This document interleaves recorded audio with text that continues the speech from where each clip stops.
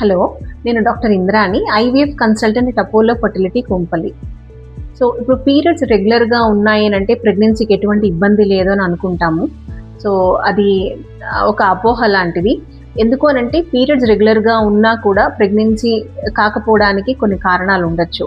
ఇప్పుడు నార్మల్గా ఏంటంటే పీరియడ్స్ రెగ్యులర్గా ఉన్నప్పుడు దానికి అర్థం అండం విడుదల అనేది కరెక్ట్గా జరుగుతుంది అని. కానీ కొంతమంది మహిళల్లో ఈ అండం విడుదల కావడం దగ్గర నుంచి ఇబ్బందులు ఏమన్నా ఉండొచ్చు. అంటే అండం విడుదల అవ్వడం అనేది సరిగ్గా జరగకపోవడం, అంటే ఒక హెల్దీ ఎగ్ అనేది రిలీజ్ కాకపోవచ్చు, అంటే ఎగ్ క్వాలిటీ సరిగ్గా ఉండకపోవచ్చు.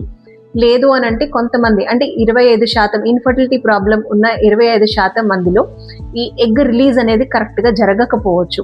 అలాగనే ఈ ఫర్టిలైజేషన్ ప్రాసెస్, అంటే ఎగ్ స్పర్మ్ కలవడం అనేది ఫెలోపియన్ ట్యూబ్లో జరుగుతుంది. ఈ ఫెలోపియన్ ట్యూబ్లో ఏమైనా ఇబ్బందులు ఉన్నా, లేదు ఏమైనా బ్లాక్స్ లాంటివి ఉన్నా, లేదా ట్యూబ్ ఫంక్షనింగ్ సరిగ్గా జరగకపోయినా ఈ ఫర్టిలైజేషన్ ప్రాసెస్కి కూడా ఇబ్బంది కావచ్చు. అలాగనే ఈ ఎంబ్రియో తయారైన తర్వాత గర్భసంచి లోపల వచ్చి కూర్చోవడానికి దాన్ని ఇంప్లాంటేషన్ అని అంటాం.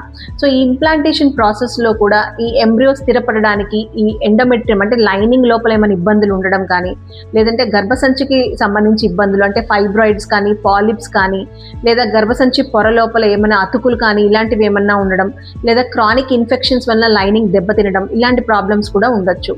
అలాగని ఇప్పుడు మగవాళ్ళకి చూసుకుంటే, ఇప్పుడు ఎగ్ రిలీజ్ అవ్వడం అయిన తర్వాత కూడా, లేదా అంతా బాగున్నా కూడా ప్రెగ్నెన్సీ కావడానికి స్పర్మ్ క్వాలిటీ అనేది కూడా చాలా ఇంపార్టెంట్.